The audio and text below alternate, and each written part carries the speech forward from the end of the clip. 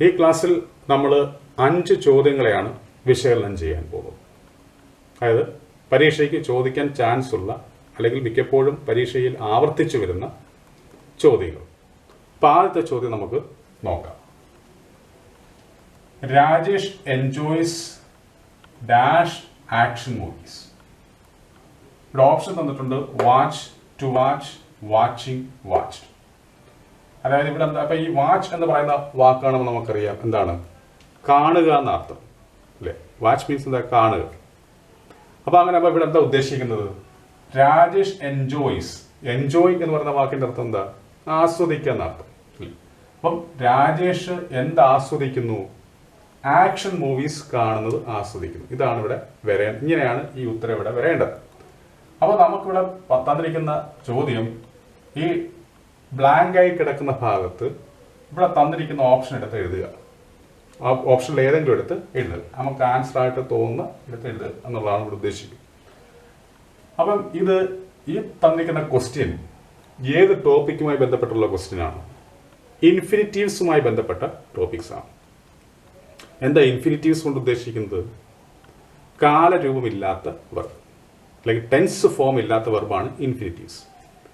Infinitives എങ്ങനെയൊക്കെ ചോദിക്കാം, to infinitive ആയിട്ട് ചോദിക്കാം. ദ ടു ഇൻഫിനിറ്റീവ് കൊണ്ട് ഉദ്ദേശിക്കുന്നത് ടു ചേർന്ന് വരുന്ന ഇൻഫിനിറ്റീവ്. ഏതെങ്കിലും ഒരു കാലരൂപം ഇല്ലാത്ത വെർബിന്റെ തൊട്ട് മുന്നിൽ അല്ലെങ്കിൽ ഏതെങ്കിലും ഒരു ടെൻസ് ഫോം ഇല്ലാത്ത വെർബിന്റെ തൊട്ട് മുന്നിൽ ടു ഉപയോഗിക്കുകയാണെങ്കിൽ അതെന്തായി മാറും, ടു ഇൻഫിനിറ്റീവ് ആയിട്ട് മാറും. ഇപ്പൊ ടു ഇൻഫിനിറ്റീവ് വരാം. പിന്നെ ടു ഇല്ലാത്ത ഇൻഫിനിറ്റീവ്, അതിനെ നമുക്ക് എന്ത് പറയാം, ബെയർ ഇൻഫിനിറ്റീവ് എന്ന് പറയാം. അപ്പൊ ബെയർ ഇൻഫിനിറ്റീവ് ആയിട്ട് വരാം, ടു ഇൻഫിനിറ്റീവ് ആയിട്ട് വരാം. പിന്നെ ING ഫോമിലുള്ള ഇൻഫിനിറ്റീവ്, ജെറണ്ട് ഫോമിലുള്ള ഇൻഫിനിറ്റീവ് ചോദിക്കാം. പിന്നെ V3 ഫോം, ഈ വാച്ച്ഡ് എന്ന് പറയുന്നത് എന്താണ്, ഇവിടെ വാച്ചിങ് എന്ന് പറയുമ്പോൾ ING വന്നിട്ടുണ്ട് അല്ലേ, ING. അപ്പൊ ഇത് ING ഫോമുള്ള ഇൻഫിനിറ്റീവാണ്. ഇനി വാച്ച്ഡ് എന്ന് പറയുമ്പോൾ എന്ത്, ഇവിടെ V3 ഫോമാണ്. ഏതാണ് V3 ഫോം. V2 ഫോം ആയിരുന്നെങ്കിൽ ഇത് V2 ഫോം അല്ല. ഇത് V2 ഫോം ആണെങ്കിൽ എന്തുണ്ട്, V2 ഫോം എന്ന് വെച്ചാൽ എന്താ, പാസ്റ്റ് ടെൻസ് എന്ന് ഉദ്ദേശിക്കുന്നത്. അപ്പൊ അതിന് കാലരൂപമുണ്ട്. ഇവിടെ പക്ഷേ V3 ഫോമിലുള്ള വെർബ, അതായത് വെർബിന്റെ മൂന്നാമത്തെ ഫോം അല്ലെ, വാച്ച്, വാച്ച്ഡ്, വാച്ച്ഡ്. ആ മൂന്നാമത്തെ വാച്ച് അതാണ് ഇവിടെ എഴുതിയിരിക്കുന്നത് ഇൻഫിനിറ്റീവ്. അപ്പൊ ഇതെല്ലാം ഇൻഫിനിറ്റീവ്സ് ആണ്. ഇവിടെ ഏത് രീതിയിലുള്ള ഇൻഫിനിറ്റീവ് ആണ് എഴുതേണ്ടതെന്നുള്ളതാണ് ചോദ്യം. അതായത് ഇവിടെ ബെയർ ഇൻഫിനിറ്റീവ് ആണോ വരേണ്ടത്, ടു ഇൻഫിനിറ്റീവ് ആണോ വരേണ്ടത്, ജെറണ്ട് ഫോമിലുള്ള ഇൻഫിനിറ്റീവ് ആണോ വരേണ്ടത്, പിന്നെ V3 ഫോമിലുള്ള ഇൻഫിനിറ്റീവ് ആണ്, ഏതാണ് ഇവിടെ എഴുതേണ്ടതെന്നുള്ളതാണ് ചോദ്യം. അപ്പൊ മിക്കപ്പോഴും എഴുതാൻ ചാൻസ് പലരും എന്ത് ചെയ്യും, എൻജോയ്സ് ടു വാച്ച് എന്ന് എഴുതും അല്ലെ. ഒരുമാതിരി ഇംഗ്ലീഷ് അറിയാവുന്നവർക്കറിയാം ഇവിടെ വാച്ച് എന്നും വരത്തില്ല, വാച്ച്ഡ് എന്നും വരത്തില്ല. കാരണം വായിക്കുമ്പോൾ ശരി. അപ്പം Rajesh enjoys watch action movies നമ്മൾ അങ്ങനെ പറയാറില്ല. അതേപോലെ Rajesh enjoys watched action movies എന്ന് നമ്മൾ എഴുതാൻ ചാൻസ് വളരെ കുറവാണ്.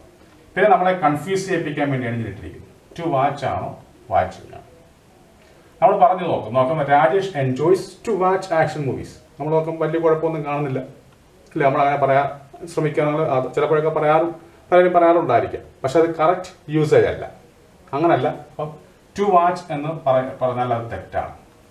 ഇവിടെ ടു വാച്ച് എന്നല്ല വരണ്ടേ, പിന്നെ എന്താ വരണ്ടേ, വാച്ചിങ് എന്നാണ് വരണ്ടേ. ഇവിടുത്തെ ആൻസർ എന്തായിരിക്കും വരും, വാച്ചിങ്. ഇങ്ങനെ വാച്ചിങ് എഴുതാൻ കാരണം എന്താ, ഇല്ല എന്തുകൊണ്ടാണ് ഇവിടെ വാച്ചിങ് എന്ന് എഴുതിയത് അല്ലേ, എന്തുകൊണ്ട് നമ്മൾ ടു വാച്ച് എഴുതിയില്ല? അതിനൊരു പ്രത്യേക കാരണമുണ്ട്. അതായത് ഈ ബ്ലാങ്കിന് ശേഷം വരുന്ന വെർബിനെ ആശ്രയിച്ചിരിക്കും അല്ലേ. ഈ ബ്ലാങ്കിന് ശേഷം വരുന്ന വെർബിനെ ആശ്രയിച്ചാണ് നമ്മളിവിടെ വാച്ചിങ് എന്ന് പറയുന്ന ഇൻഫിനിറ്റീവ് എഴുതിയത്. ഇവിടുത്തെ ഈ ബ്ലാങ്കിന് ശേഷം വന്ന അല്ലെങ്കിൽ ഡാഷിന് മുമ്പ് വന്ന അല്ലേ, ഡാഷിന് ശേഷമല്ല, ഈ ഡാഷിന് മുമ്പ് വന്ന വെർബ്, ഈ ഡാഷിന് മുമ്പ് വന്ന വെർബിനെ ആശ്രയിച്ചാണ് നമ്മളിവിടെ ജെറണ്ട് ഫോമിലുള്ള ഇൻഫിനിറ്റീവ് എഴുതിയത്. ഈ ഡാഷിന് മുമ്പുള്ള വെർബ് അതെന്താണ് ഇവിടെ, എൻജോയ്സ് എന്നാണ്. അങ്ങനെ എൻജോയ്സ് എന്ന് വന്നു കഴിഞ്ഞാൽ, അല്ലെങ്കിൽ എൻജോയ് അല്ലെ, എൻജോയ് എന്നോ എൻജോയ്സ് എന്നോ എൻജോയ്ഡ് എന്നോ ഒക്കെ വന്നു കഴിഞ്ഞാൽ അവിടെ വരേണ്ടത് ING ഫോമിലുള്ള വെർബാണ് ഉപയോഗിക്കുന്നത്. അങ്ങനൊരു നിയമമുണ്ട്. ഈ പറഞ്ഞ എൻജോയ് എന്ന് പറയുന്ന വെർബ് മാത്രമല്ല, പിന്നെ അതേപോലുള്ള വെർബുകൾ അതായത് നമ്മൾ ഇങ്ങനൊരു ഇൻഫിനിറ്റീവ് വെച്ച് ഉപയോഗിക്കുമ്പോൾ അങ്ങനെ ഇൻഫിനിറ്റീവ് വെച്ച് ഉപയോഗിക്കാൻ പരീക്ഷ ചോദിക്കുകയാണ് വെച്ചു. അങ്ങനെ ചോദിക്കുമ്പോൾ ആ എഴുതേണ്ട ഭാഗത്തിന് തൊട്ട് മുമ്പ്, അതായത് ഡാഷ് ഇട്ടിരിക്കുന്നതിൻ്റെ തൊട്ട് മുമ്പ് വരുന്ന വെർബ് എങ്ങനെയൊക്കെയാണെങ്കിൽ പ്രാക്ടീസ് എന്നോ, പിന്നെ പ്രിവെന്റ് എന്നോ, എൻജോയ് എന്നോ, അവോയ്ഡ് എന്നോ, എസ്കേപ്പ് എന്നോ, ബിസി എന്നോ, കൺസിഡർ എന്നോ, എക്സ്ക്യൂസ് എന്നോ, ഡിഫർ എന്നോ, ഏസ് എന്നോ, ഫീൽ എന്നോ, ഡിലേ എന്നോ, ഫിനിഷ് എന്നോ, ഡിറ്റസ്റ്റ് എന്നോ, ഡിസ്ലൈക്ക് എന്നോ, ഇമാജിൻ എന്നോ, ഫോർഗീവ് എന്നോ, ഇൻവോൾവ് എന്നോ, ഗീവ് അപ്പ് എന്നോ, മെൻഷൻ എന്നോ, ഹാപ്പി എന്നോ, പുട്ട് ഓഫ് എന്നോ, റിസെന്റ് എന്നോ, അണ്ടർസ്റ്റാൻഡ് എന്നോ, റെസിസ്റ്റ് എന്നോ, റിസ്ക് എന്നോ, സ്റ്റാൻഡ് എന്നോ, ടോളറേറ്റ് എന്നോ, സജസ്റ്റ് എന്നോ, അപ്രിഷിയേറ്റ് എന്നോ, അഡ്മിറ്റ് എന്നോ വരികയാണെങ്കിൽ, അതായത് നമ്മൾ ബ്ലാങ്കിന് തൊട്ട് മുമ്പ് വരുന്ന വെർബ് ഈ പറഞ്ഞ ഇതിനകത്ത് ഏതെങ്കിലും ഒരു വെർബാണ് വരുന്നതെങ്കിൽ സെന്റൻസിന്റെ അർത്ഥത്തിനും സാഹചര്യത്തിനും അനുസരിച്ച് വാക്കുകൾ മാറി വരാം, ഈ വെർബുകൾ മാറി വരാം. അങ്ങനെ വരുമ്പോൾ നമ്മൾ മൊത്തത്തിൽ മനസ്സിലാക്കേണ്ട കാര്യം ഈ പറഞ്ഞിരിക്കുന്ന വെർബുകൾ ഇത് ഏതെങ്കിലുമാണ് ഈ ബ്ലാങ്കിന് മുമ്പ് അല്ലെങ്കിൽ ഡാഷ് മുമ്പ് വരുന്നതെങ്കിൽ അവിടെ തീർച്ചയായിട്ടും വരേണ്ട ഇൻഫിനിറ്റീവ് എങ്ങനെ ഇൻഫിനിറ്റീവ് ആയിരിക്കണം, ING ഫോമുള്ള ഇൻഫിനിറ്റീവ് ആയിരിക്കും. ഇതാണ് ഈ ക്വസ്റ്റ്യനുമായി ബന്ധപ്പെട്ട് നമ്മൾ മനസ്സിലാക്കേണ്ട കാര്യം. അപ്പം അതുകൊണ്ട് എല്ലാവരും ഈ പറഞ്ഞിരിക്കുന്ന വെർബുകൾ ഇത്രയും പഠിച്ചു വെക്കുക, ബൈ ഹാർട്ട് ചെയ്ത് വെക്കുക. അങ്ങനെ വെച്ചാൽ നമുക്ക് 1 മാർക്ക് ഉറപ്പാകും. കാരണം ഇങ്ങനൊരു ക്വസ്റ്റ്യൻ തരും നമ്മൾ മിക്കപ്പോഴും ടു വാച്ച് എന്നേ എഴുതത്തുള്ളൂ. ഒരുമാതിരിപ്പെട്ടവരൊക്കെ ഈ തത്വം അറിഞ്ഞുകൂടെങ്കിൽ നമ്മൾ പറയുമ്പോൾ അതാണ് നമുക്ക് എളുപ്പമായിട്ട് തോന്നുക. പക്ഷെ ടു വാച്ച് അല്ല, അല്ലെങ്കിൽ ടു ചേർന്നുള്ള ഇൻഫിനിറ്റീവ് അല്ല, പിന്നെ ഞങ്ങൾ ഇൻഫിനിറ്റീവ് വരണ്ടേ, ടു ഇൻഫിനിറ്റീവ് അല്ല വരണ്ടേ, പിന്നെ ഞങ്ങൾ ഇൻഫിനിറ്റീവ് വരണ്ടേ, ING ഫോമുള്ള ജെറണ്ട് ഫോമുള്ള ഇൻഫിനിറ്റീവ് ആണ് വരേണ്ടത്. എങ്ങനെയാണെങ്കിൽ മാത്രം ഇവിടെ തന്നിരിക്കുന്ന ഇത്രയും വെർബുകൾ ഈ ബ്ലാങ്കിന് തൊട്ട് മുമ്പ് വരുമ്പോൾ അവിടെ നമ്മൾ ഉപയോഗിക്കേണ്ട ഇൻഫിനിറ്റീവ് എന്ന് പറയുന്നത് എങ്ങനെയുള്ളതായിരിക്കണം, ജെറണ്ട് ഫോമുള്ള ഇൻഫിനിറ്റീവ് ആയിരിക്കണം. നമുക്കിനി അടുത്ത ചോദ്യത്തിലേക്ക് നോക്കാം. എന്താണ്, dash college has dash new look. ഇവിടെ ഓപ്ഷൻസ് നോക്കാം, and, the, the, A, the, and A. അതായത് 2 ബ്ലാങ്ക് ഉണ്ട്, 2 ഡാഷ് ഉണ്ട്. അവിടെ വരേണ്ട കാര്യങ്ങൾ ഏതൊക്കെയാണെന്ന് അവിടെ ഓപ്ഷൻസ് കൊടുത്തിരിക്കും. അപ്പോൾ ഇതിന്റെ ഉത്തരം നമ്മൾ എഴുതുക എന്നുള്ളതാണ്. അപ്പോൾ ഇത് ഇത്രയും കാണുമ്പോൾ നമുക്കറിയാം ഇത് എന്തുമായി ബന്ധപ്പെട്ടാണ്, ആർട്ടിക്കിൾസുമായി ബന്ധപ്പെട്ടാണ് നമുക്ക് അറിയാം. ആർട്ടിക്കിൾസ് 2 തരമുണ്ട്. ഏതൊക്കെയാണ്, ഡെഫിനിറ്റ് ആർട്ടിക്കിളും ഇൻഡെഫിനിറ്റ് ആർട്ടിക്കിളും. ഡെഫിനിറ്റ് ആർട്ടിക്കിൾ എന്ന് പറയുന്നത് ദായും, ഇൻഡെഫിനിറ്റ് ആർട്ടിക്കിൾസ് എന്ന് പറയുന്നത് എയും ആൻ. ആൻ ഉപയോഗിക്കും നമുക്കറിയാം. വവൽസിന്റെ തൊട്ടുമുള്ള നമ്മൾ എന്ത് ഉപയോഗിക്കും, ആൻ ഉപയോഗിക്കും. കൺസണന്റെ തൊട്ടുമുള്ള നമ്മൾ എന്ത് ഉപയോഗിക്കും, എ ഉപയോഗിക്കും. അതായത് സ്വരാക്ഷരങ്ങളുടെ തൊട്ടുമുന്നിൽ നമ്മൾ ഒരു എന്ന അർത്ഥം കൊടുക്കാൻ വേണ്ടി നമ്മൾ ആൻ ഉപയോഗിക്കും. വ്യഞ്ജനാക്ഷരത്തിന്റെ തൊട്ടുമുന്നിൽ നമ്മൾ ഒരു എന്ന അർത്ഥം കൊടുക്കാൻ വേണ്ടി എ ഉപയോഗിക്കും. പിന്നെ ദ ഉപയോഗിക്കുന്നത് എപ്പോഴൊക്കെയായിരിക്കും, പ്രപഞ്ച സത്യങ്ങൾ തൊട്ടുമുന്നിലായിട്ടോ, അല്ലെങ്കിൽ ഒരു പർട്ടിക്കുലർ പേഴ്സണിന്റെ തൊട്ടുമുന്നിലായിട്ടോ, അല്ലെങ്കിൽ ഈ പറയുന്ന പോലെ നേരത്തെ പറഞ്ഞ ഒരു വ്യക്തിയെക്കുറിച്ചോ, ഒരു വസ്തുവിനെക്കുറിച്ചോ, ഒരു സ്ഥലത്തെക്കുറിച്ചോ നമുക്ക് വീണ്ടും പറയേണ്ടി വരുന്ന സാഹചര്യത്തിൽ നമുക്ക് എന്ത് ഉപയോഗിക്കാം, ദ ഉപയോഗിക്കാം. ഇതൊക്കെയാണ് നമ്മൾ ആർട്ടിക്കിൾസുമായി ബന്ധപ്പെട്ട് മനസ്സിലാക്കേണ്ട കാര്യം. ഇനി ഇവിടെ നോക്കുക, dash college has A new look. നമ്മളൊരു കോളേജിനെ കുറിച്ച് പറയാം. ആ പറയുന്ന കോളേജ് എന്തുണ്ടെന്നാ പറയുന്നത്, ഒരു പുതിയ ലുക്ക് ഉണ്ടെന്നാ പറയുന്നത്, അല്ലേ? ഇപ്പോൾ ആ കോളേജിൽ അപ്പം നല്ലപോലെ മെയിൻ്റെനൻസ് ചെയ്ത് കാണും. അപ്പോൾ അതുകൊണ്ട് അത് കണ്ടുകൊണ്ട് ഒരാൾ പറയുന്ന കേട്ടാ നമ്മൾ സങ്കല്പിക്കേണ്ടത്. അപ്പം college has dash A new look. അപ്പോൾ ഇവിടെ നമ്മളൊരു പർട്ടിക്കുലർ കോളേജിനെ കുറിച്ചാണല്ലോ പറയുന്നത്. ഈ കോളേജ് കൊണ്ട് ഇവിടെ ഉദ്ദേശിക്കുന്നത് ഏതെങ്കിലും ഒരു കോളേജിനേക്കാൾ ഉപരി ഇവിടെ പറയുന്ന ആള് ഉദ്ദേശിക്കുന്നുണ്ട് ഒരു കോളേജ്. അദ്ദേഹത്തിന്റെ മനസ്സിലൊരു കോളേജ് ഉണ്ട്, അല്ലെങ്കിൽ അദ്ദേഹം ഒരു കോളേജിനെ കുറിച്ച് പറയുകയാണ്, ഒരു പർട്ടിക്കുലർ കോളേജിനെ കുറിച്ചാണ് പറയുന്നത്, അല്ലെങ്കിൽ ഒരു ഡെഫിനറ്റ് ആയിട്ടുള്ള ഒരു കോളേജിനെ കുറിച്ചാണ് പറയുന്നത്. അപ്പോൾ ഡെഫിനറ്റ് ആയിട്ടുള്ള കാര്യമാണ്. അപ്പോൾ ഡെഫിനറ്റ് ആയിട്ടുള്ള കാര്യങ്ങൾക്ക് തൊട്ട് മുന്നിട്ട് നമ്മൾ എന്ത് ഉപയോഗിക്കണം, ദ ഉപയോഗിക്കണം, അല്ലേ? അപ്പോൾ ഇവിടെ എന്താ ഉപയോഗിക്കണ്ടേ, ദ. അപ്പൊ ദ കോളേജ് ഹാസ്, പിന്നെ നമുക്കറിയാം ഇവിടെ എന്താണ്, എ ആണ് ഉപയോഗിക്കുന്നത്. ഒരു പുതിയ, ഒരു പുതിയ ലുക്ക് ഉണ്ടെന്ന. അപ്പോൾ ഒരു എന്നർത്ഥം വരാൻ നമ്മൾ എ ഉപയോഗിക്കണം. എയോ ആനോ ഉപയോഗിക്കാം ഒരു എന്നർത്ഥത്തിൽ. പക്ഷേ ഇവിടെ നമ്മൾ എ ആണ് ഉപയോഗിക്കേണ്ടത്. കാരണം എന്താ, ഇവിടെ വന്നിരിക്കുന്ന അക്ഷരം ന്യൂ എന്നുള്ളതിന്റെ ആദ്യത്തെ അക്ഷരം എന്താ, കൺസണന്റ് ആണ്, വ്യഞ്ജനാക്ഷരമാണ്. അതുകൊണ്ടാണ് നമ്മളിവിടെ എ ഉപയോഗിച്ചിരിക്കുന്നത്. ഇവിടെ വന്ന വാക്കിന്റെ ആദ്യത്തെ അക്ഷരം ഒരു വവലായിരുന്നെങ്കിൽ നമ്മൾ എന്ത് ഉപയോഗിച്ചേനെ, ആൻ ഉപയോഗിച്ചേനെ. അപ്പൊ ഇവിടെ ദി ഉപയോഗിക്കാൻ കാരണം എന്താ, ഈ കോളേജ് ഒരു ഡെഫിനറ്റ് കോളേജ്, ഒരു പർട്ടിക്കുലർ കോളേജാണ്. ഒരു പർട്ടിക്കുലർ കോളേജിനെ കുറിച്ചാണ് നമ്മൾ പറയുന്നത്. അങ്ങനെ പറയുമ്പോൾ നമ്മൾ ഉപയോഗിക്കണം എന്താ, ഡെഫിനറ്റ് ആർട്ടിക്കിൾ ആയിരിക്കണം. അതുകൊണ്ട് നമ്മൾ എന്താ ഉപയോഗിച്ചു. ഇവിടെ പിന്നെ ഒരു എന്ന അർത്ഥമാണ് വരേണ്ടത്. ഒരു പുതിയ ലുക്ക് ഉണ്ടെന്ന് പറയണം. അപ്പൊ ഒരു എന്ന അർത്ഥത്തിൽ നമുക്ക് എയോ ആനോ ഉപയോഗിക്കാം. ഉപയോഗിക്കുന്നതിന്റെ അടിസ്ഥാനത്തിലാണ്, അക്ഷരങ്ങളുടെ അല്ലെങ്കിൽ ഉച്ചാരണത്തിന്റെ അടിസ്ഥാനത്തിലാണ്. ഇവിടെ നോക്കാം, ഇവിടെ തന്നിരിക്കുന്ന ആദ്യത്തെ അക്ഷരത്തിന്റെ ഇവിടെ തന്നിരിക്കുന്ന വാക്കിന്റെ ആദ്യത്തെ അക്ഷരം എന്ന് പറയുന്നത് എന്താണ്, കൺസണന്റ് ആണ്, അല്ലേ, വ്യഞ്ജനാക്ഷരമാണ്. അതുകൊണ്ട് നമ്മൾ എന്ത് ഉപയോഗിച്ചോണം, എ ഉപയോഗിക്കണം. ഈ നേരെ മറിച്ച് ഇവിടെ വന്നിരിക്കുന്ന വാക്കിന്റെ ആദ്യത്തെ അക്ഷരം ഒരു സ്വരാക്ഷരമായിരുന്നെങ്കിൽ നമ്മൾ എന്ത് ഉപയോഗിച്ചേനെ, ആൻ ഉപയോഗിച്ചേനെ. അപ്പൊ ഇവിടെ ദൈ എയുമാണ് വരേണ്ടത്. അത് ഏത് ഓപ്ഷനാണ്, ഇതാണ് ദ എ. അപ്പൊ ഇതാണ് ഇവിടുത്തെ ആൻസർ. ഇനി അടുത്ത് നോക്കാം, the MD is always on tour, he dash to London. ഇപ്പൊ നോക്കാം, വെന്റ് തന്നിട്ടുണ്ട്, ഹാഡ് ഗോൺ തന്നിട്ടുണ്ട്, ഹാസ് ഗോൺ തന്നിട്ടുണ്ട്, ഈസ് ഗോൺ തന്നിട്ടുണ്ട്. അപ്പൊ മനസ്സിലാക്കേണ്ട കാര്യം, ഈ ടോപ്പിക് എന്ന് പറഞ്ഞാൽ ഈ ക്വസ്റ്റ്യൻ എന്ന് പറയുന്നത് ഏത് ടോപ്പിക്കുമായി ബന്ധപ്പെട്ടാണ്, ടെൻസുമായി ബന്ധപ്പെട്ടാണ്.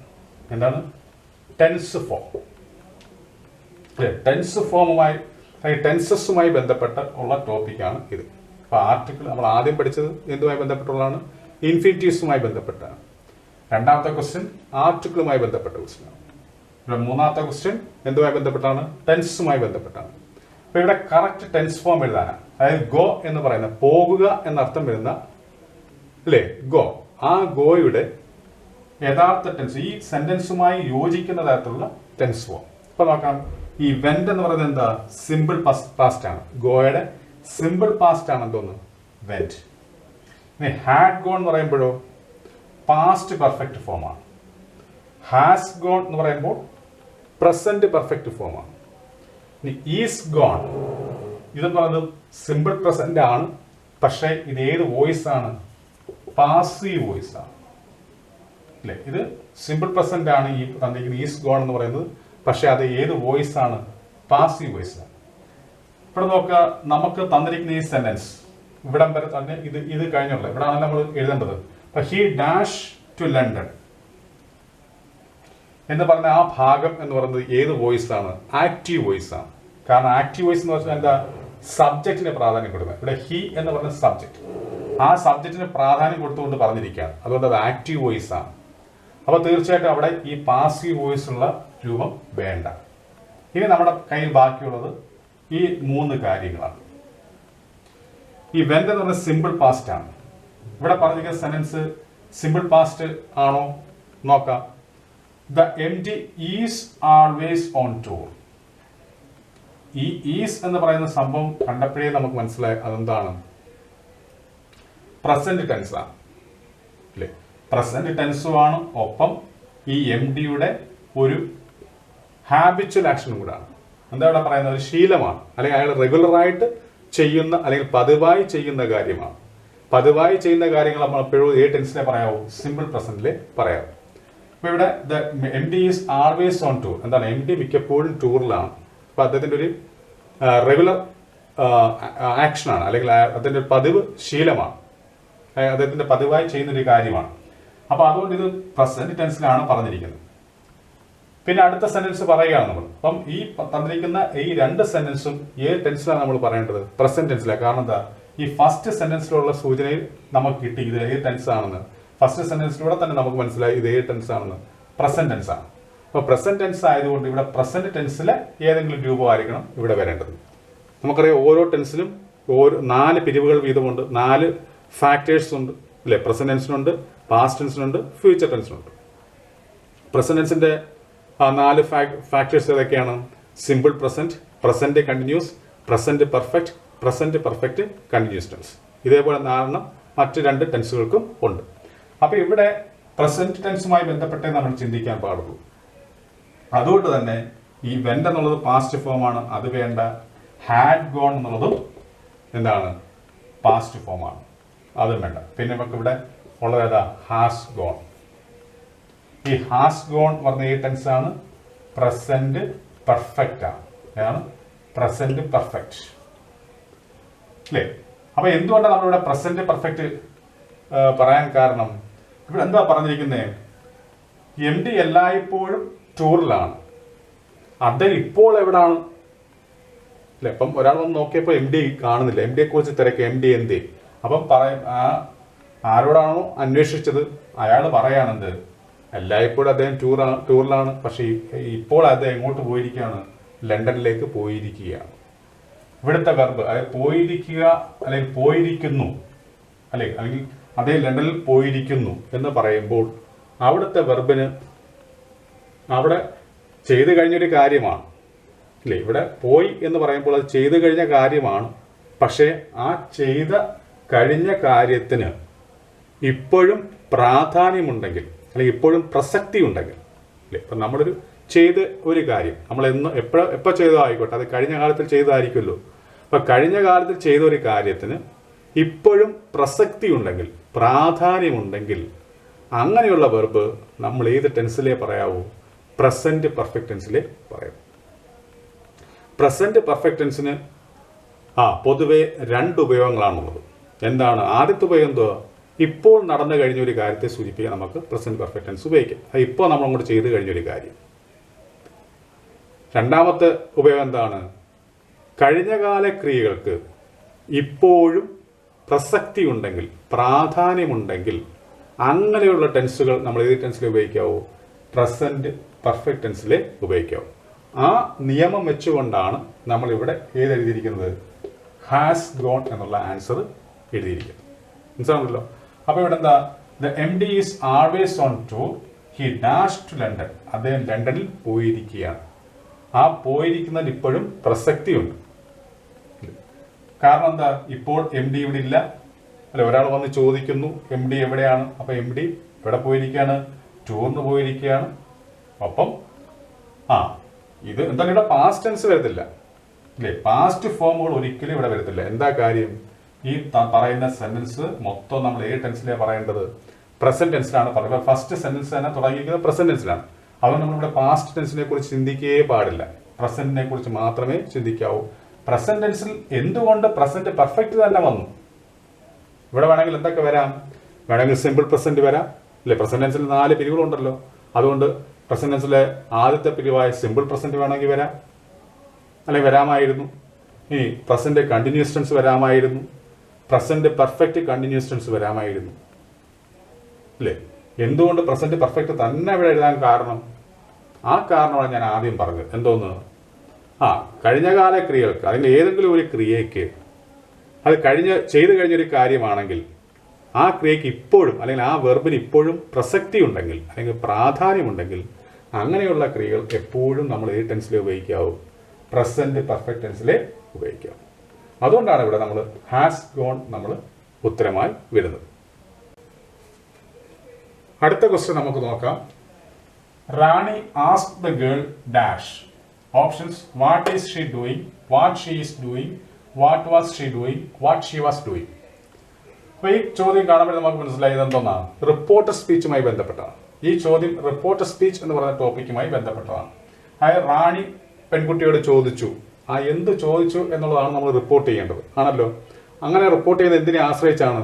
ഇവിടെ തന്നിരിക്കുന്ന റിപ്പോർട്ട് ചെയ്യാൻ പോകുന്ന ആ സെന്റൻസ് ഏത് ടെൻസിലാണ് എഴുതേണ്ടത് എന്നുള്ളത് നമ്മൾ എന്തിനെ ആശ്രയിച്ചായിരിക്കണം ചെയ്യേണ്ടത്? ഇവിടെ വരുന്ന വെർബിനെ ആശ്രയിച്ച, അതായത് നമുക്ക് തന്നിരിക്കുന്ന ഭാഗത്തിൽ വെർബിനെ ആശ്രയിച്ചായിരിക്കണം നമ്മൾ ഇവിടുത്തെ ടെൻസ് ഫോം തീരുമാനിക്കേണ്ടത്. ഇവിടുത്തെ ടെൻസ് ഫോം സിമ്പിൾ പാസ്റ്റ് ആണെങ്കിൽ അല്ലെങ്കിൽ പാസ്റ്റ് ടെൻസ് ആണെങ്കിൽ ഇവിടുത്തെ തുടർന്ന് വരുന്ന ഭാഗത്തിലെ ടെൻസ് ഫോം എന്ത് തന്നെ ആയിരിക്കണം? പാസ്റ്റ് ടെൻസ് ആയിരിക്കണം. അതായത് പാസ്റ്റ് ടെൻസിലെ സിമ്പിൾ പാസ്റ്റ് വേണമെങ്കിൽ വരാം, പാസ്റ്റ് കണ്ടിന്യൂസ് വരാം, പാസ്റ്റ് പെർഫെക്റ്റ് വരാം, പാസ്റ്റ് പെർഫെക്റ്റ് കണ്ടിന്യൂസ് ടെൻസ് വരാം. ഇനി അങ്ങനെ ചില സാഹചര്യങ്ങളിൽ ഇവിടെ പാസ്റ്റ് ടെൻസ് ആണെങ്കിൽ നമ്മളിവിടെ പ്രസന്റ് ടെൻസിൽ എഴുതും. അത് ഏത് സാഹചര്യങ്ങളാണ്? ഡിസ്കണ്ടിന്യൂ ചെയ്യാത്ത ഒരു ഹാബിച്വൽ ആക്ഷനെ സൂചിപ്പിക്കുവാനോ അല്ലെങ്കിൽ പ്രപഞ്ച സത്യങ്ങളെ സൂചിപ്പിക്കുവാനോ അല്ലെ? പണ്ട് കഴിഞ്ഞ കാലത്ത് ഒരു ശീലം ഉണ്ടായിരുന്നു, അതിപ്പോഴും ആ ശീലം നമ്മളിപ്പോഴും പറയുന്നുണ്ട്. അല്ലെങ്കിൽ അത് നമുക്കുണ്ട്, അങ്ങനെ വരുന്ന സാഹചര്യത്തിൽ നമുക്കത് പ്രസന്റ് ടെൻസിൽ എഴുതാം. അല്ലെങ്കിലോ പ്രപഞ്ച സത്യങ്ങളെ സൂചിപ്പിക്കാം അല്ലെ, ഒരു പ്രപഞ്ചത്തിലൊരു സത്യം. ഒരു ഉദാഹരണത്തിന് ഇന്നലെ ഒരാൾ പറയുകയാണ് എന്ത്, സൂര്യൻ കിഴക്കുദിക്കുന്നു എന്ന്. അപ്പം അത് ഇന്നലെ പറഞ്ഞതാണെങ്കിലും ഇന്നും സൂര്യൻ എവിടെ ഉദിക്കത്തുള്ളൂ, കിഴക്കേ ഉദിക്കത്തുള്ളൂ. നാളെയും എവിടെ ഉദിക്കത്തുള്ളൂ, കിഴക്കേ ഉദിക്കത്തുള്ളൂ. അപ്പോൾ അത് പ്രപഞ്ച സത്യമാണ്. അപ്പോൾ അതും നമ്മൾ ഈ ടെൻസിലേ പറയാവൂ, പ്രസന്റ് ടെൻസിലേ പറയാവൂ. ഇങ്ങനെയുള്ള രണ്ട് കാര്യങ്ങൾ ഒഴിച്ച് ബാക്കിയെല്ലാം നമ്മൾ പാസ്റ്റ് ടെൻസിലായിരിക്കണം പറയേണ്ടത്. എങ്ങനെയാണെങ്കിൽ ഇവിടെ തന്നിരിക്കുന്ന ഭാഗത്തിലെ വെർബ് ടെൻസ് ആണെങ്കിൽ, പാസ്റ്റ് ടെൻസ് ആണെങ്കിൽ നമ്മൾ ഇവിടെ വരേണ്ടത് പാസ്റ്റ് ടെൻസിൽ തന്നെയായിരിക്കണം ഉപയോഗിക്കേണ്ടത്. അപ്പം നമ്മൾ നോക്കി തന്നിരിക്കുന്ന ഓപ്ഷൻ ഇവിടെ ഈ ആദ്യത്തെ ഈസ്, ഇവിടെ ഈസ് ഉണ്ട്, ഇവിടെ എന്തുണ്ട്, ഈസ് ഉണ്ട്. ഈസ് എന്ന് പറയുന്നത് ടെൻസിനെ സൂചിപ്പിക്കുന്നത്, പ്രസന്റ് ടെൻസിനെ സൂചിപ്പിക്കുന്നത്. അതുകൊണ്ട് നമുക്ക് ഈ രണ്ട് ഓപ്ഷൻ നമുക്ക് വേണ്ട. പിന്നെ നമുക്കുള്ളത് what was she doing, what she was doing എന്ന്. ഇതിവിടെ ചോദ്യമാണ്. ചോദ്യത്തെ സൂചിപ്പിക്കുന്ന രീതിയാണെന്ത്, വാട്ട് വാസ് ഷീ. അതായത് ചോദ്യവാക്ക് ആദ്യം വരണം, അതിനുശേഷം സഹായക്രിയ വേണം, പിന്നെ സബ്ജക്റ്റ് വരണം, പിന്നെ വെർബ് വരണം. ഇതാണ് യഥാർത്ഥ രീതിയിലുള്ള ചോദ്യവാക്യം. എന്നാൽ ഇവിടെ നമ്മൾ ആ ഫോമിലല്ല എഴുതേണ്ടത്. കാരണം നമ്മൾ റിപ്പോർട്ട് ചെയ്യുകയാണ്.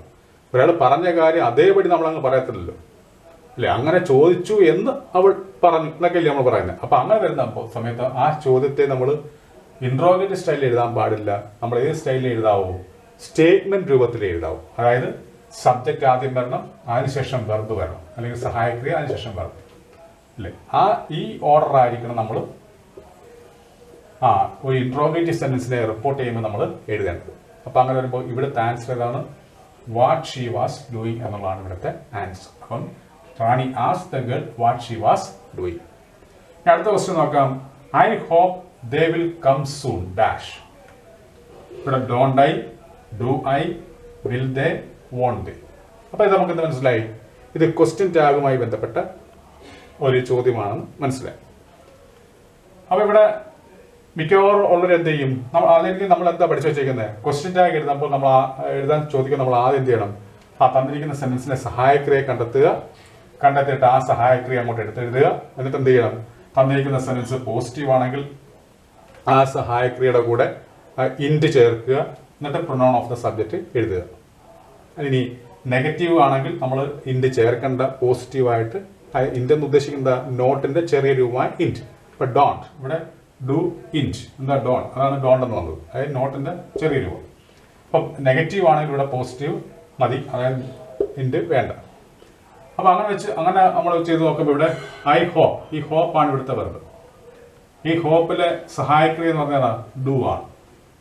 അപ്പൊ അങ്ങനെ നമ്മൾ ഡു എഴുതും അല്ലെ, ഡു എന്ന് എഴുതും. എന്നിട്ട് നമ്മൾ നോക്കും, തന്നിരിക്കുന്ന ചോദ്യം പോസിറ്റീവ് ആണോ നെഗറ്റീവ് ആണോ നോക്കും. തന്നിരിക്കുന്ന ചോദ്യം പോസിറ്റീവ് ആയതുകൊണ്ട് എന്ത് ചെയ്യണം, നമ്മളിവിടെ നെഗറ്റീവ് എഴുതണം. എന്നിട്ട് ഇവിടുത്തെ സബ്ജക്റ്റ് പ്രൊനൗണിൽ തന്നെ അടക്കണം, ആ പ്രൊനൗൺ എടുത്ത് ഇവിടെ എഴുതുക ഐ. ഇങ്ങനെ നമ്മൾ എഴുതിയിട്ടെങ്കിലും പോരും. സംഭവം ഇത് തെറ്റാണ് അല്ലേ. ഇങ്ങനെ എഴുതി കഴിഞ്ഞാൽ ഇവിടെ ഇതെന്താണ്, തെറ്റാണ്. അതിനുള്ള കാരണം എന്താണെന്ന് ചോദിച്ചു കഴിഞ്ഞാൽ, എന്താ കാരണം, ഇവിടെ തന്നിരിക്കുന്ന സെന്റൻസ് നമ്മളൊന്ന് പരിശോധിക്കുക. ഇവിടുത്തെ സെന്റൻസിനെ ഒന്ന് പരിശോധിക്കുമ്പോൾ ഐ ഹോപ്പ്, ഞാൻ പ്രതീക്ഷിക്കുന്നു, എന്ത്, ദേ വിൽ കം സൂൺ, അവര് പെട്ടെന്ന് വരുമെന്ന് ഞാൻ പ്രതീക്ഷിക്കുന്നു. അങ്ങനെ ആകുമ്പോൾ ഇതൊരു സിമ്പിൾ സെന്റൻസ് അല്ല. ഇതെന്തൊരു സെന്റൻസാ, ഒരു കോംപ്ലക്സ് സെന്റൻസ് ആണ്. ഒരു കോംപ്ലക്സ് സെന്റൻസ് എന്ന് വെച്ചാൽ എന്താണ് ഉദ്ദേശിക്കുന്നത്, ഒരു മെയിൻ ക്ലാസ്സും ഒന്നോ അതിലധികമോ സബോർഡിനേറ്റ് ക്ലാസ്സുകളും വരികയാണെങ്കിൽ അതെന്തായിരിക്കും, ഒരു കോംപ്ലക്സ് സെന്റൻസ് ആയിരിക്കും. ഇവിടെ നോക്കുമ്പോൾ ഒരു മെയിൻ ക്ലാസ് ഉണ്ട്, ഏതാ, ഐ ഹോപ്പ് എന്ന് പറയുന്നതാണ് ഇവിടുത്തെ മെയിൻ ക്ലാസ്. ഈ ദേ വിൽ കം സൂൺ എന്ന് പറയുന്നത് എന്താണ്, സബോർഡിനേറ്റ് ക്ലാസ് ആണ്. അതായത് ഈ തന്നിരിക്കുന്ന സെന്റൻസിൽ ക്വസ്റ്റ്യൻ ടാഗ് എഴുതാൻ ചോദിക്കുന്ന തന്നിരിക്കുന്ന സെന്റൻസിൽ രണ്ട് വെർബുകളുണ്ട്. ഏതൊക്കെയാ, ഹോപ്പ് എന്ന് പറയുന്ന വെർബും വിൽ കം എന്ന് പറയുന്ന വെർബും. ഏതിലെ വെർബിലെ സഹായക്രിയയാണ് നമ്മൾ ഇവിടെ എടുത്ത് എഴുതേണ്ടത്. ഇവിടെ ആണെങ്കിൽ ഡു ഉണ്ടെന്ന് പറഞ്ഞു, ഇവിടെ നമുക്ക് വില്ല് എന്ന് പറയുന്ന സഹായക്രിയ നമുക്ക് നേരിട്ട് കാണാം. അപ്പം ഡു ആണോ ഇവിടെ എഴുതേണ്ടത്, വില്ലാണോ എഴുതേണ്ടത്, നമുക്ക് കൺഫ്യൂഷൻ വരും. അപ്പൊ നമ്മൾ മനസ്സിലാക്കേണ്ട ഒരു കാര്യം, ഇങ്ങനൊരു കോംപ്ലക്സ് സെന്റൻസ് വരുമ്പോൾ നമ്മൾ എപ്പോഴും നമ്മൾ എങ്ങനെയുള്ള ഏതിന്റെ, ഇപ്പൊ ഇവിടെ രണ്ട് ക്ലാസ് ഉണ്ടെന്ന് പറഞ്ഞു അല്ലേ. ഒരു കോംപ്ലക്സ് സെന്റൻസ് എന്ന് പറയുമ്പോൾ ഇവിടെ എന്തൊക്കെ ഉണ്ടാകും, ഒരു മെയിൻ ക്ലാസ് വരാം, പിന്നെ ഒന്നോ അതിലധികമോ സബോർഡിനേറ്റ് ക്ലാസ് വരാം. ഇവിടെ ഒരു മെയിൻ ക്ലാസ് ഉണ്ട്, ഇവിടെ ഒരു സബോർഡിനേറ്റ് ക്ലാസ് ഉണ്ട്. ഈ ഏത് ക്ലോസിന്റെ ക്വസ്റ്റ്യൻ ടാഗാണ് നമ്മൾ എഴുതേണ്ടതെന്നുള്ള ചോദ്യം. പൊതുവെ ഒരു കോംപ്ലക്സ് സെന്റൻസ് വരുമ്പോൾ നമ്മൾ എഴുതേണ്ടത് ഏതിന്റെ ക്വസ്റ്റ്യൻ ടാഗ് ആയിരിക്കണം? മെയിൻ ക്ലാസിന്റെ ക്വസ്റ്റ്യൻ ടാഗ് ആയിരിക്കണം എഴുതേണ്ടത്, അല്ലേ? ഇവിടുത്തെ മെയിൻ ക്ലാസ് ഏതാണ്? ഐ ഹോപ്പ് ആണ്. അതുകൊണ്ട് പൊതുവെ പറയുമ്പോൾ നമ്മൾ മെയിൻ ക്ലാസിന്റെ ക്വസ്റ്റ്യൻ ടാഗ് ആയിരിക്കണം എഴുതേണ്ടത്. പക്ഷെ ഇവിടെ ഈ ചോദ്യത്തിൽ മെയിൻ ക്ലാസിന്റെ ക്വസ്റ്റ്യൻ ടാഗ് എഴുതാൻ പാടില്ല. അങ്ങനെ എഴുതിയാൽ തെറ്റാണ്. എന്താ കാര്യം? നമ്മൾ മനസ്സിലാക്കേണ്ട ഒരു കാര്യം, ഈ നമുക്ക് തന്നിരിക്കുന്ന ഒരു ചോദ്യത്തിലെ മെയിൻ ക്ലാസ് ഫസ്റ്റ് പേഴ്സൺ ആണെങ്കിൽ, അതിന്റെ സബ്ജക്റ്റ് ഫസ്റ്റ് പേഴ്സൺ ആണെങ്കിൽ, നമുക്ക് തന്നിരിക്കുന്ന മെയിൻ ക്ലോസിന്റെ സബ്ജക്റ്റ് ഫസ്റ്റ് പേഴ്സൺ ആണെങ്കിൽ, ഫസ്റ്റ് പേഴ്സൺ സബ്ജക്റ്റ് ഏതൊക്കെയാ? ഐയും വിയും. ഐയും വിയും ആണ് ഫസ്റ്റ് പേഴ്സൺ സബ്ജക്ട്സ്. അതിൽ ഐയോ വിയോ വരികയാണെങ്കിൽ, അല്ലെ, നമുക്ക് തന്നിരിക്കുന്ന കോംപ്ലക്സ് സെന്റൻസ് അല്ലേ, മെയിൻ ക്ലാസിന്റെ സബ്ജക്റ്റ്, മെയിൻ ക്ലാസിന്റെ സബ്ജക്റ്റ് അത് ഐ എന്നോ വി എന്നോ ആണെങ്കിൽ, അങ്ങനെ വരുന്ന സാഹചര്യത്തിൽ, ഐയോ വിയോ വരുന്ന സാഹചര്യത്തിൽ, അതായത് ഫസ്റ്റ് പേഴ്സൺ വരുന്ന സാഹചര്യത്തിൽ നമ്മൾ ആ മെയിൻ ക്ലാസിന്റെ ക്വസ്റ്റ്യൻ ടാഗ് എഴുതാൻ പാടില്ല. പകരം നമ്മൾ ഏത് ക്ലോസ് എഴുതാവൂ? സബോർഡിനേറ്റ് ക്ലാസിന്റെ ക്വസ്റ്റ്യൻ ടാഗ് ആയിരിക്കണം എഴുതേണ്ടത്. അപ്പൊ ഞാൻ പറഞ്ഞു മനസ്സിലായോ? ഒരു കോംപ്ലക്സ് സെന്റൻസിന്റെ ക്വസ്റ്റ്യൻ ടാഗ് ഉപയോഗിക്കുമ്പോൾ നമ്മൾ പൊതുവെ ഏത് ക്ലോസിന്റെ ക്വസ്റ്റ്യൻ ടാഗ് തന്നെയായിരിക്കണം എഴുതേണ്ടത്? മെയിൻ ക്ലാസിന്റെ ക്വസ്റ്റ്യൻ ടാഗ് ആയിരിക്കണം എഴുതേണ്ടത്. എന്നാൽ നമുക്ക് തന്നിരിക്കുന്ന ചോദ്യത്തിലെ മെയിൻ ക്ലാസിന്റെ സബ്ജക്റ്റ്, മെയിൻ ക്ലാസ്സിലെ സബ്ജക്റ്റ് ഫസ്റ്റ് പേഴ്സൺ ആണെങ്കിൽ, അതായത് ഐയോ വിയോ ആണെങ്കിൽ, അങ്ങനെയുള്ള സാഹചര്യത്തിൽ നമ്മൾ മെയിൻ ക്ലാസിന്റെ എഴുതാൻ പാടില്ല. പിന്നെ നമ്മൾ ഏത് ക്ലോസിന്റെ എഴുതാവോ? സബോർഡിനേറ്റ് ക്ലാസിന്റെ എഴുതാവോ? അപ്പൊ അങ്ങനെ നോക്കുമ്പോൾ ഇവിടുത്തെ ആൻസർ എന്തായി വരും? വില്ലാണല്ലോ ഇവിടുത്തെ സഹായക്രിയ. അപ്പൊ നമ്മളിവിടെ വിൽ എന്ന് എഴുതാം. ഇനി ഈ ഭാഗം നോക്കുക, ഇത് പോസിറ്റീവ് ആണോ നെഗറ്റീവ് ആണോ? ഇത് പോസിറ്റീവ് മീനിങ് ആണ്. ഇവിടെ നോട്ടോ അല്ലെങ്കിൽ പോസിറ്റീവ് നെഗറ്റീവ് വേർഡ്സ് ഒന്നും ഇല്ല. അപ്പൊ അതുകൊണ്ട് നമ്മൾ അവിടെ എന്ത് ചെയ്യണം?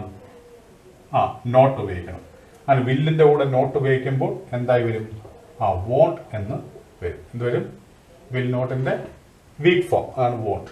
വോണ്ട്. പിന്നെ ഇവിടെ നോക്കുക, ഇവിടുത്തെ സബ്ജക്റ്റ് ദേ ആണ്, അത് പ്രൊനൗണിൽ തന്നെ കിടക്കണം, അതുകൊണ്ട് ദേ. അപ്പം വോണ്ട്. ഇങ്ങനെയാണ് ആൻസർ. അപ്പോൾ നമ്മൾ ഈ ക്ലാസ്സിൽ ഇതിനെക്കുറിച്ചൊക്കെ പഠിച്ചു. ആർട്ടിക്കിൾസിനെ കുറിച്ച് പഠിച്ചു, പിന്നെ ഇൻഫിനിറ്റീവ്സിനെ കുറിച്ച് പഠിച്ചു, പിന്നെ ഇതിനെക്കുറിച്ച് പഠിച്ചു, ടെൻസ് ഫോമിനെ കുറിച്ച് പഠിച്ചു, പിന്നെ ഈ പറയുന്ന ക്വസ്റ്റ്യൻ ടാഗിനെ കുറിച്ച് പഠിച്ചു, അതേപോലെ തന്നെ റിപ്പോർട്ടർ സ്പീച്ചിനെ കുറിച്ച് പഠിച്ചു. ഈ ക്ലാസ് നിങ്ങൾക്ക് നല്ലപോലെ മനസ്സിലായി എന്ന് ഞാൻ കരുതുന്നു. അങ്ങനെ മനസ്സിലായിട്ടുണ്ടെങ്കിൽ തീർച്ചയായിട്ടും ഈ ക്ലാസ് നിങ്ങൾ ലൈക്ക് ചെയ്യുക, ഒപ്പം തന്നെ ഷെയറും ചെയ്യുക. അതുമാത്രമല്ല, എൻ്റെ ഈ ക്ലാസ് ആദ്യമായി കാണുന്നവർ എന്ത് ചെയ്യുക? എൻ്റെ ഈ ചാനൽ സബ്സ്ക്രൈബ് ചെയ്യുക. അങ്ങനെ സബ്സ്ക്രൈബ് ചെയ്യുകയാണെങ്കിൽ തീർച്ചയായിട്ടും നിങ്ങൾക്ക് ഇനി അടുത്ത ഇതിൻ്റെ പാർട്ട് 4 ക്ലാസ്സുകൾ അല്ലെങ്കിൽ പുതിയതായിട്ടുള്ള ക്ലാസ്സുകൾ നിങ്ങൾക്ക് തീർച്ചയായിട്ടും നിങ്ങളുടെ ഇമെയിലിൽ ലഭിക്കുന്നതായിരിക്കും. അപ്പോൾ ഇത്രയും നേരം എൻ്റെ ഈ ക്ലാസ് കണ്ടിരുന്ന എല്ലാവർക്കും എൻ്റെ നന്ദി.